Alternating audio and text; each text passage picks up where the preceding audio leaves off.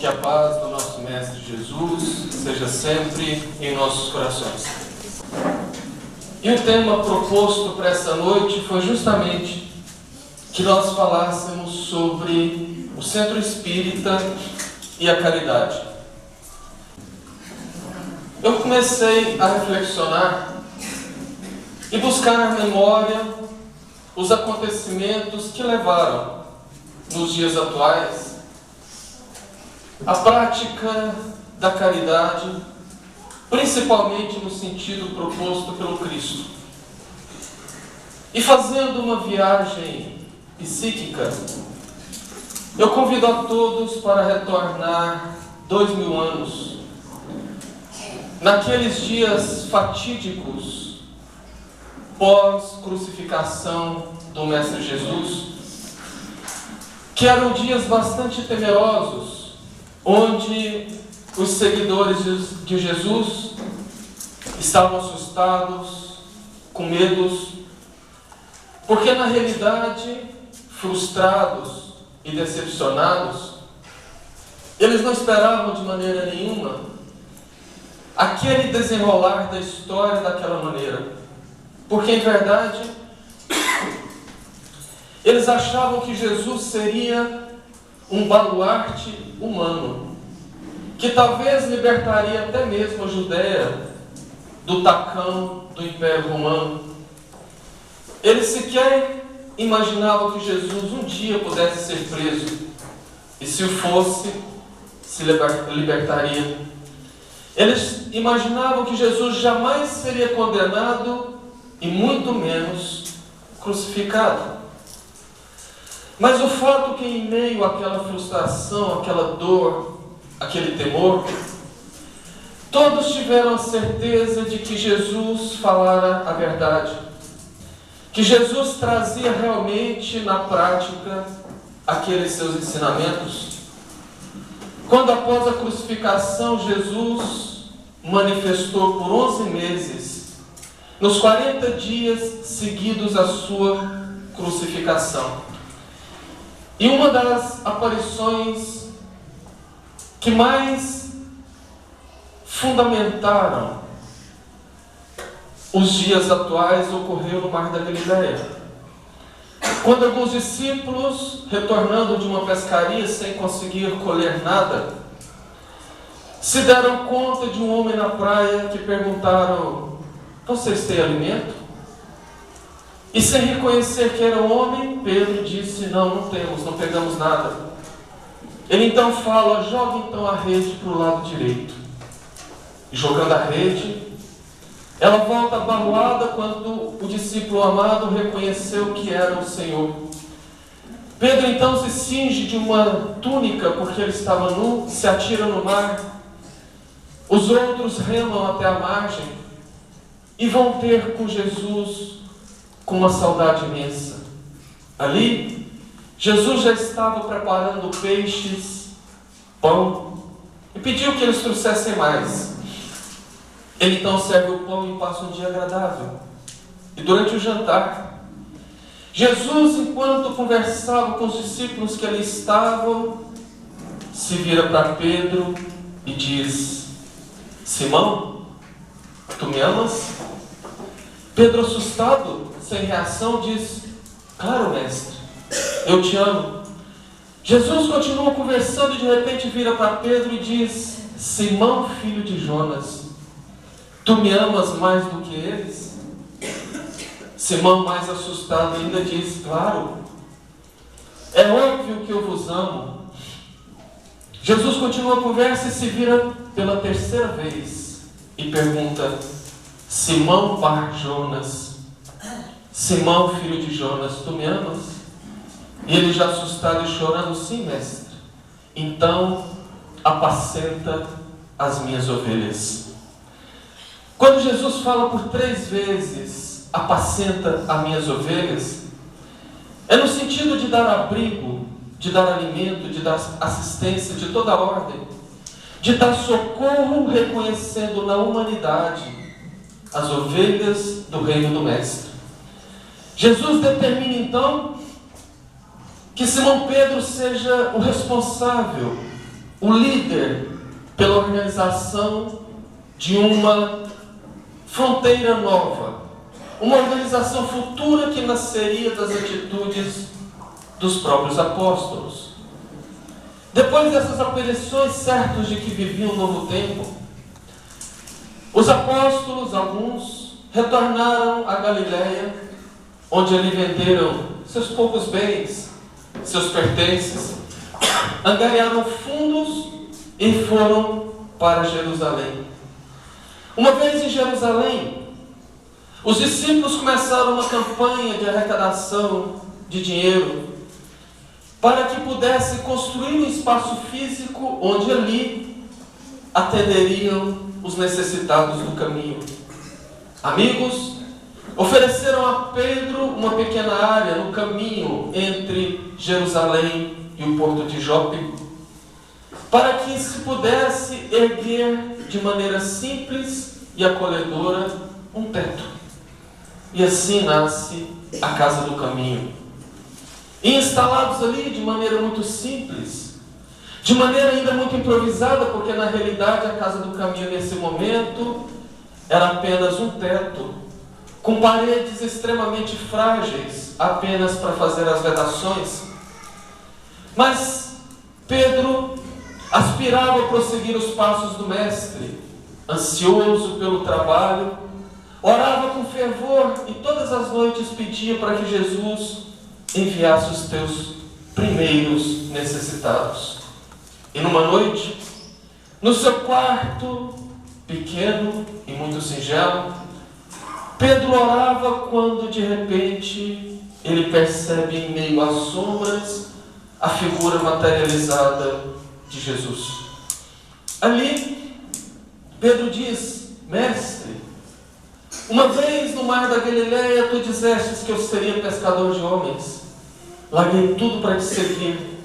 Estou ansioso para esse labor abençoado e gostaria de saber quando tu enviarás os primeiros necessitados. Jesus então amorosamente fita o discípulo e diz: amanhã mesmo, Simão, eu os enviarei. Simão não podia caber em si mesmo e amanheceu o próximo dia com muita alegria, com muito entusiasmo, varreu toda a casa, colocou flores, organizou tudo, e quando senta-se para o café da manhã, eis que um barulho muito grande do lado de fora chama-lhe a atenção.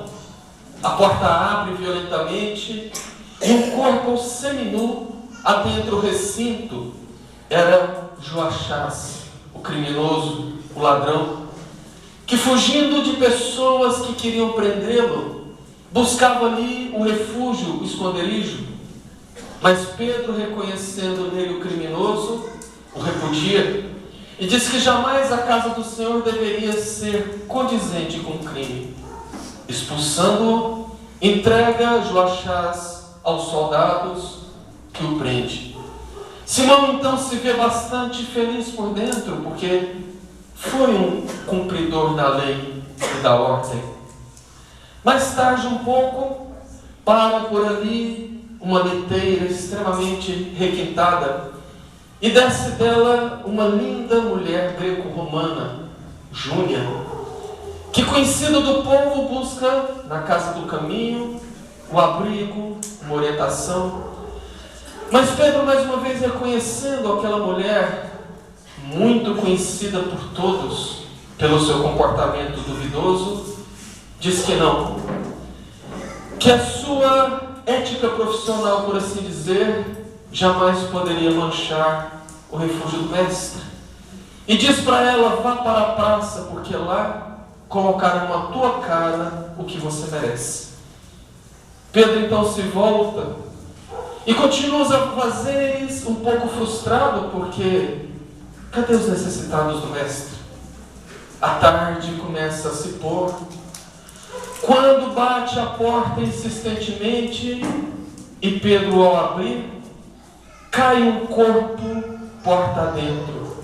Era Jairo, o bêbado, que Simão, reconhecendo de imediato, e diz: não venha sujar o recanto do mestre com seus vômitos. Põe-te daqui para fora, aqui não é lugar para você. Pedro então bate a porta e, frustrado, volta para o seu quarto. E ali, entre lágrimas, e ali orando, questiona Jesus. Por que ele não houvera cumprido a sua promessa? Porque ele estava tão preparado, ele estava tão ansioso. Quando Pedro sente um toque muito suave no ombro, e ele se vira, é Jesus. Ele então questiona por que Jesus havia feito aquilo. Ele ficou o dia inteiro aguardando e Jesus não enviara nenhum dos necessitados. O mestre então, conhecendo Simão Pedro, diz: como não, Simão? Eu os enviei por 3 vezes no dia de hoje.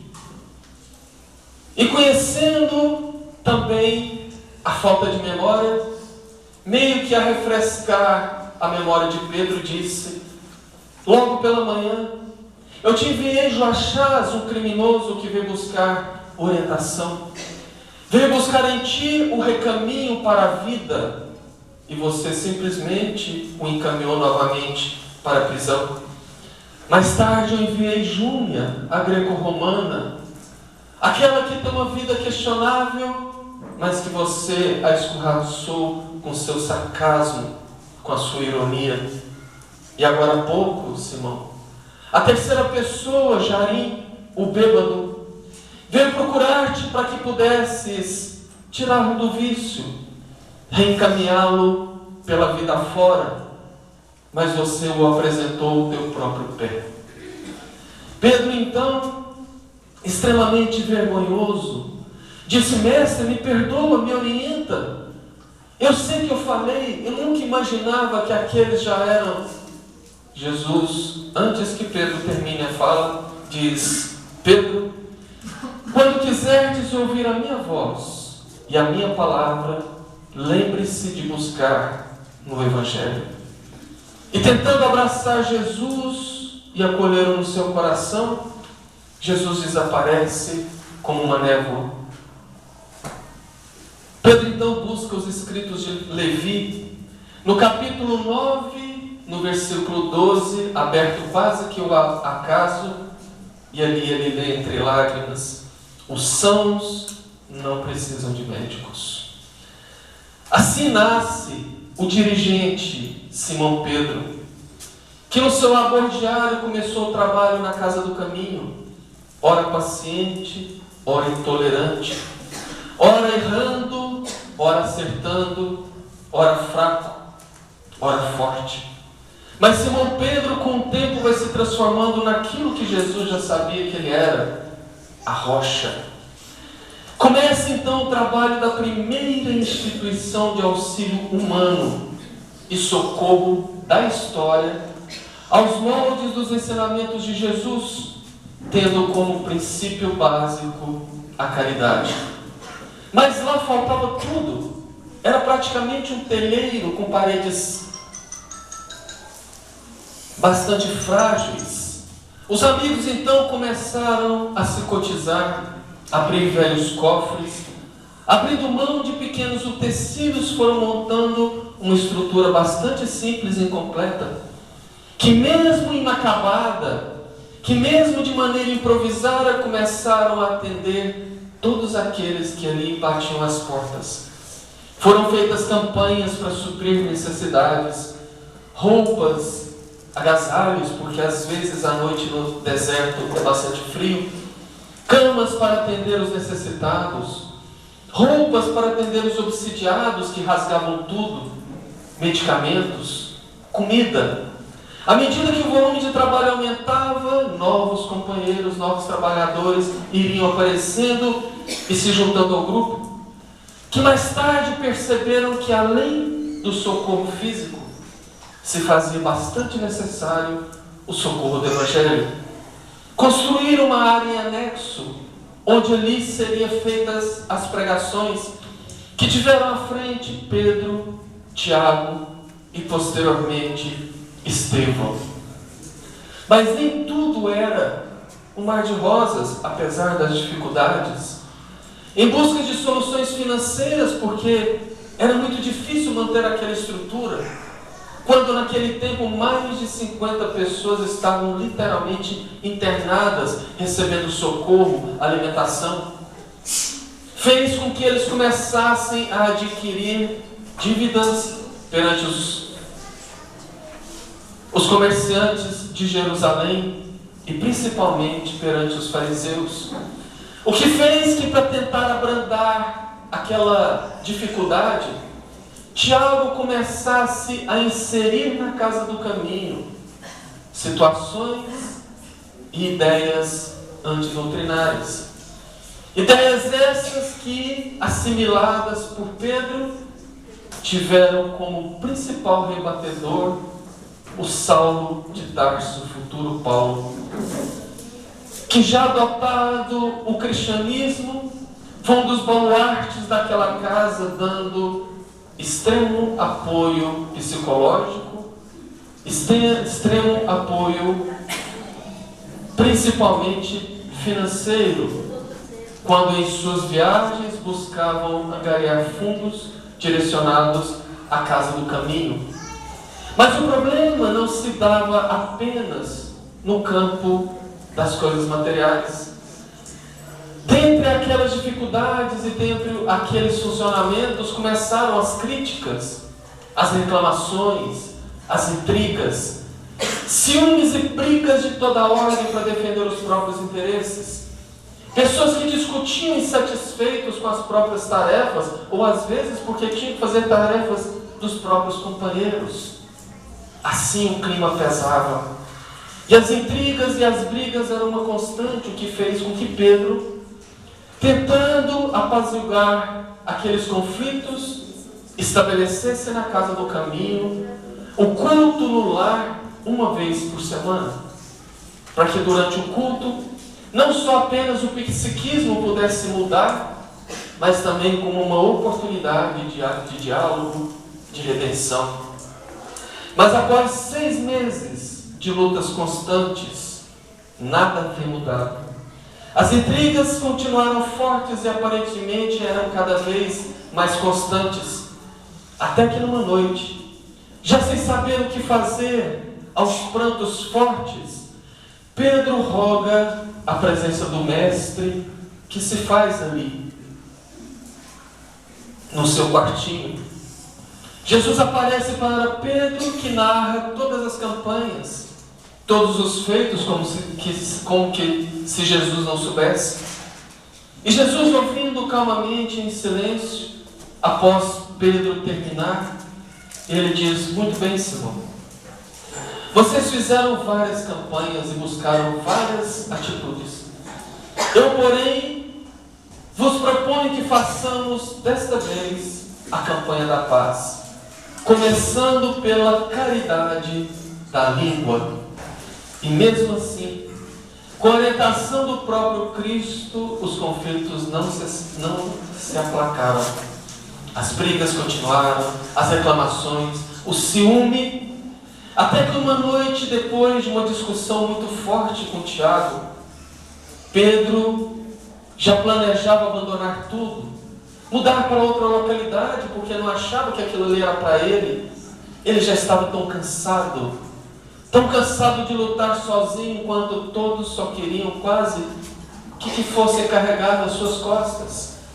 Quando Jesus mais uma vez se faz presente, e como se estivesse resgatando aquele pedido do apacenta as minhas ovelhas, fita Pedro com muita amorosidade, porém com muita firmeza, e diz: Pedro, lembre-se sempre dos filhos do Calvário, antes mesmo de pensar nos teus caprichos. Pedro entende o recado muito severo, embora amoroso, e desiste da fuga, do abandono, e segue firme no seu ideal. A casa do caminho então passa a atender as pessoas em massa, abrindo as suas portas para todo tipo de gente, para crianças órfãos, abandonadas, para pessoas que perderam seus arrimos de famílias, para velhos feridentos, doentes, de toda a situação. E todos eram atraídos à casa do caminho, não pelos apóstolos, mas pela fama do profeta Nazareno. Porque Jesus sempre amparava todos com o carinho de um pai. E ali na casa do caminho, todos faziam o mesmo, entendendo que as ovelhas do Cristo era realmente, indistintamente, toda a humanidade. Mas não obstante as dificuldades, não obstante os problemas físicos, emocionais, a perseguição contra os homens do caminho se acirrou de maneira muito forte.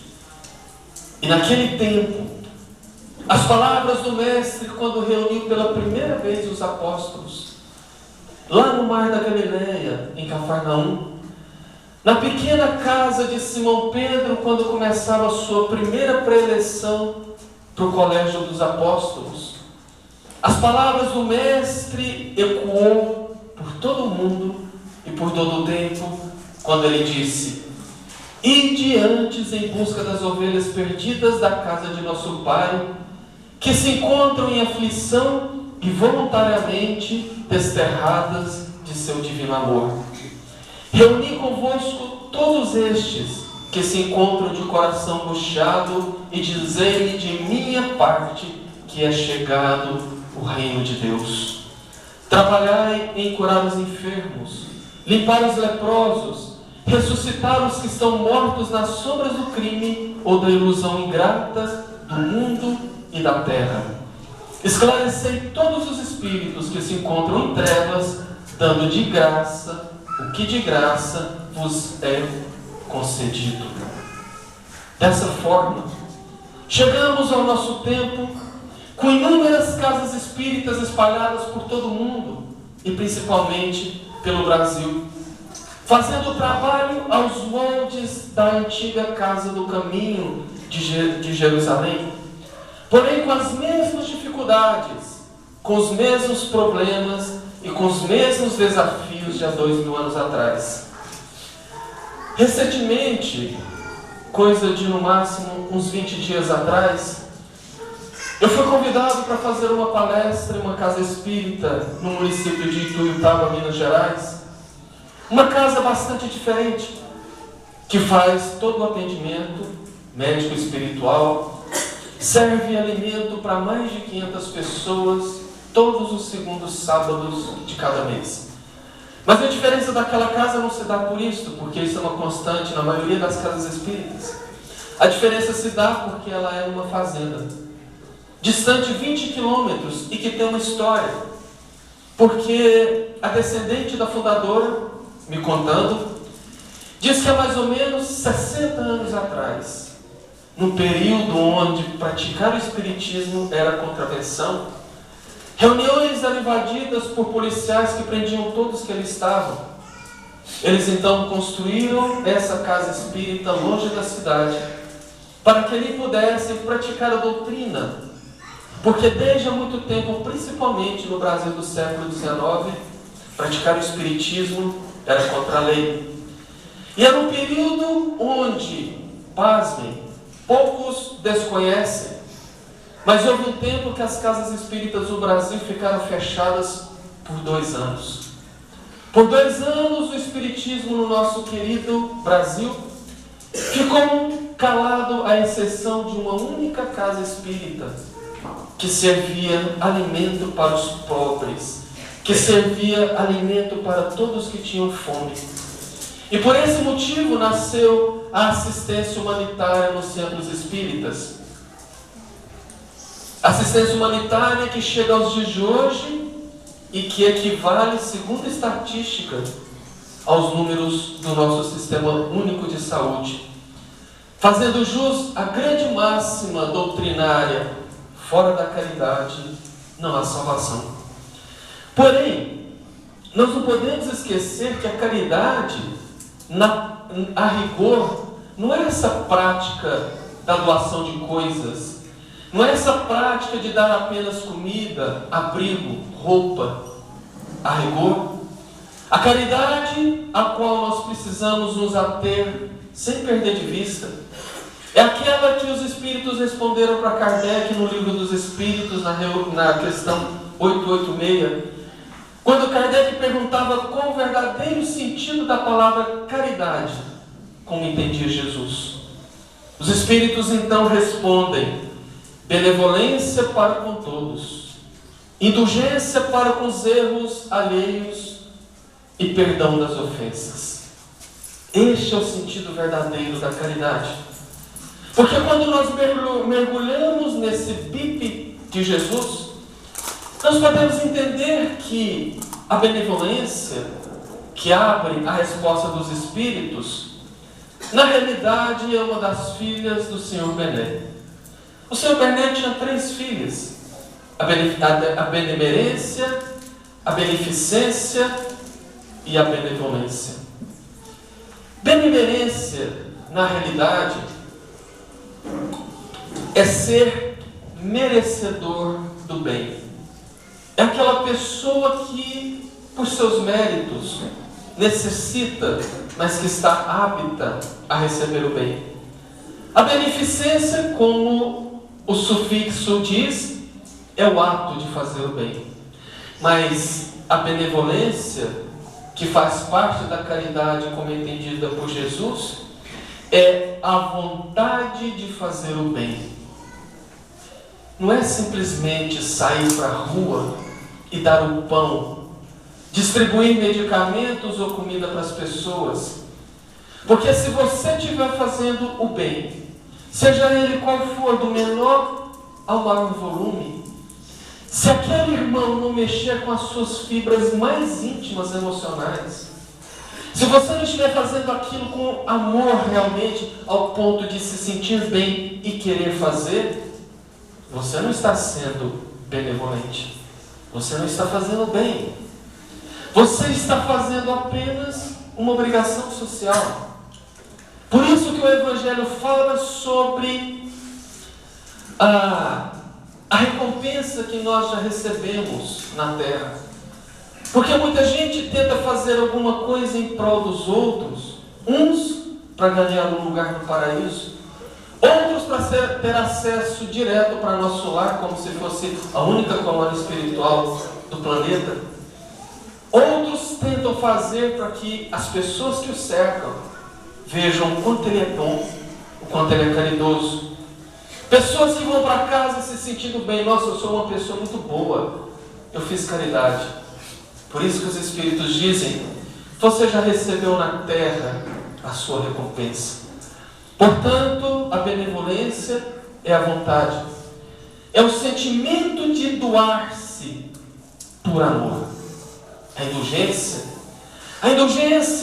é aquele sentido que nós deveríamos ter, pelo menos, de entender que quando alguém falha conosco, quando alguém faz algo que nós não gostamos, este alguém é um necessitado, assim como eu.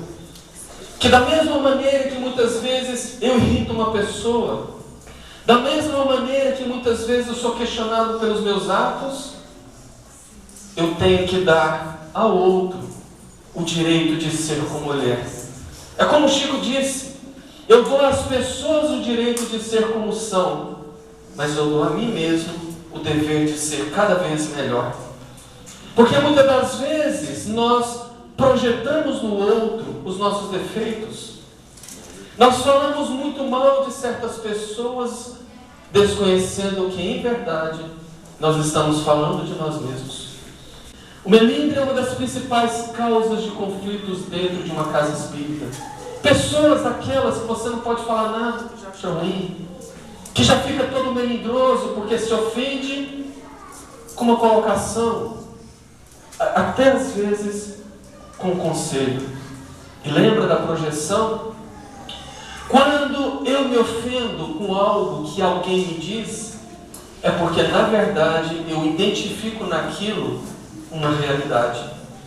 Porque quando alguém me fala uma coisa, eu me melindro porque eu sei que o que ele está falando é uma verdade para mim. Porque se eu não for aquilo, eu não sinto nada. Se aquilo Como diz no jargão popular, se a carapuça não me serve, eu não fico chateado.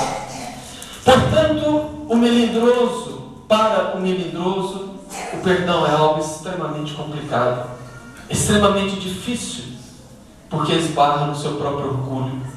E quando nós vemos que a caridade não existe sem o perdão, nós precisamos sim entender que o perdão não é uma prática para a próxima reencarnação, é uma prática para agora. A benevolência, a indulgência e o perdão deve começar, portanto, dentro da casa espírita. E praticar a caridade, como eu disse, não é dar coisas, mas é dar de si mesmo. É reconhecer naquele outro caído alguém extremamente necessitado como nós, onde, no máximo, a diferença entre aquele necessitado e esse necessitado é a roupa que vestimos. E o centro espírita é assim, como a velha casa do caminho de Jerusalém, que foi feita sim para atender os necessitados, mas os maiores necessitados que deverão ser assistidos dentro das casas espíritas somos nós, os necessitados trabalhadores, que mesmo morejando nas lides de uma casa espírita, não devemos jamais nos vangloriar, porque em verdade nós temos é que agradecer a Jesus a oportunidade bendita do trabalho redentor e de reparação das nossas próprias faltas. Por isso que eu encerro com a fala de Emmanuel, quando ele diz que sempre que te observes à frente a qualquer obra destinada à compreensão e ao amor, recorda de que te achas perante a irradiação da luz divina, ou mais propriamente, ante a caridade de Jesus. Sempre que te detenhas a contemplar um hospital, um lar consagrado aos desprotegidos, uma instituição social, lembra-se e colabora-se quanto e tanto puderes. O trabalho é árduo, como disse Jesus, que nós nos ergamos para ir atrás daqueles desesperados, daqueles sofridos, curando corações, amparando enfermos do corpo e da alma, e principalmente dando de graça aquilo que de graça recebemos. Encerro rogando a Jesus as bênçãos para essa casa, que seja apenas mais um posto de luz do Evangelho de Jesus nos nossos corações e nessa cidade abençoada. Muito obrigado por tudo, que Deus nos ilumine agora e sempre, e que assim seja.